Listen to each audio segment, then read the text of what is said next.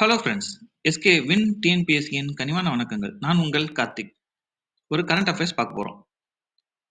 இந்தியாவின் 52வது தலைமை நீதிபதியாக உள்ள PR கவாய் அவர்கள் 2025 மே 14ஆம் நாள் பதவியேற்றார்.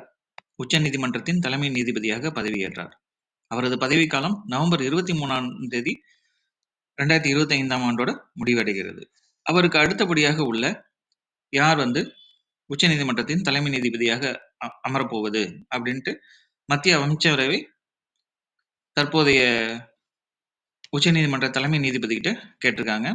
அவர் தனக்கு அடுத்து 2வது மூத்த நீதிபதியாக உள்ள நீதிபதி சூரியகாந்தை பரிந்துரை செய்துள்ளார். இந்த பரிந்துரையை மத்திய அமைச்சரவை ஏற்கும் பட்சத்தில் இந்தியாவின் 53வது தலைமை நீதிபதியாக நவம்பர் 24ஆம் தேதி முதல் 2025 நவம்பர் 24ஆம் தேதி முதல் 2027 பிப்ரவரி 9ஆம் தேதி வரை நீதிபதி சூரியகாந்த் அவர்கள் உச்சநீதிமன்றத்தின் தலைமை நீதிபதியாகவும் இந்தியாவின் தலைமை நீதிபதியாகவும் பொறுப்பேற்பார், பதவியும் வகிப்பார்.